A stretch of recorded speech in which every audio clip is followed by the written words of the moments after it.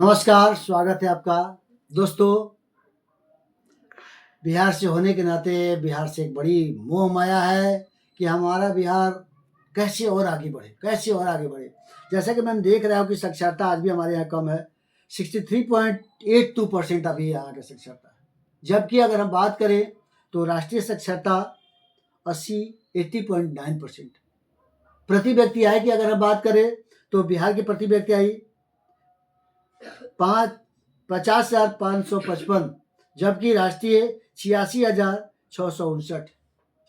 अब प्रश्न उठता है कि इस गरीबी का कारण क्या है? तो सबसे पहला हम ये करेंगे, साक्षरता दर भी हमारे कम है। जहाँ लोग साक्षर कम से कम रहेंगे, अधिक से अधिक रहेंगे, वहाँ पर विकास नहीं हो पाएगा। और साक्षर लोग समझ ही नहीं पाते हमको क्या करना है, वो ट्रेडिशनल होते हैं, परंपरागत होते हैं। दुःख की बात है कि अपने बिहार के लोग पूरे इंडिया में कहीं भी मिल जाएँगे, पूरे कंट्री में, वर्ल्ड में कहीं भी किसी कंट्री में अपने बिहार के लोग बहुत ज़रूर मिलेंगे।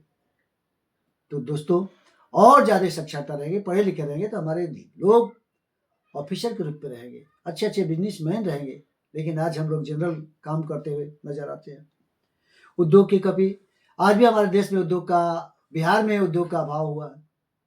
बहुत अभाव, बहुत ऐसे मिलें हैं जो बंद हो गई है। जनसंख्या में हम आगे चल रहे हैं, यूपी के बाद, कुछ राज्यों के बाद बहुत, लेकिन आज भी हम उद्योग में हमारे यहाँ कमी है। जनसंख्या में तीव्र गति, जहाँ शिक्षा रहेगा वहाँ जनसंख्या बढ़ेगी। तो आज भी हमारे राज्य में जनसंख्या अपार गति से बढ़ रही है, लेकिन जिस अपार गति से जनसंख्या बढ़ रही है, उस गति से देश का विकास नहीं हो रहा है। इसलिए राज्य का विकास नहीं हो रहा है, इसलिए गरीबी है। प्राकृतिक आपदा, जैसा कि हम जानते हैं कि हमारे राज्य में प्राकृतिक आपदा भी बहुत ज़्यादा आता है। कभी बाढ़, कभी सुखाड़, इस तरह का। तो प्राकृतिक प्रकोप हमारे यहाँ बहुत आते रहता है, जिसकी वजह से भी हम गरीब हैं। आपको बेरोज़गारी, अपने यहाँ बेरोज़गारी बहुत ज़्यादा है। बेरोज़गारी का मतलब होता है वैसे लोग जो काम करना चाहते हैं, लेकिन अगर काम नहीं मिले तो उसको बेरोज़गार कहते हैं। तो हमारे यहाँ के बहुत यंगस्टर हैं, लोग हैं, जन है, काम करना चाहते हैं लेकिन कोई काम नहीं मिल रहा है, इसकी वजह से भी गरीबी है।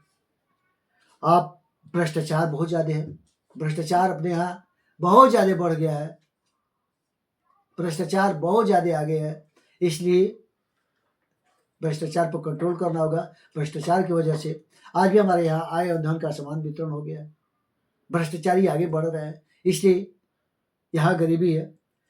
कृषि पर निर्भरता, आज भी हमारे देश में कृषि पर निर्भरता बहुत ज़्यादा है। अपने राज्य के लोग कृषि पर निर्भर है। अरे कृषि पर कितना लोग, जिसकी वजह से छिपी हुई बेरोजगारी पाई जाती है। देखिए देखने में लोग काम पर लगे हुए हैं, लेकिन उनके रहने या न रहने से उत्पादन पर कोई प्रभाव नहीं पड़ता। तो दोस्तों, साथियों, मैं यही कहना चाहूँगा कि आप, जो चुनाव हो रहा है इस बार विधानसभा का, जाति, धर्म, मज़हब से ऊपर उठकर जो उस इलाका का योग्य उम्मीदवार हो, उसको आप जिताइए। जितने टैलेंटेड लोग विधानसभा में आएँगे, सोचेंगे, बड़े-बड़े बजट आएँगे। अपने यहाँ का बहुत सारा बजट आता है, लेकिन फिर केंद्र सरकार को वापस चला जाता है। और पढ़े-लिखे लोग रहेंगे, टैलेंटेड रहेंगे, ईमानदार लोग रहेंगे, तो ज़ाहिर है कि विकास के कार्यों पर ज़्यादा ध्यान दिया जाएगा। और आज विकास का कार्य ठप है, विकास हुआ है, नो डाउट, इसको मैं नकार नहीं सकता हूँ, विकास हुआ है।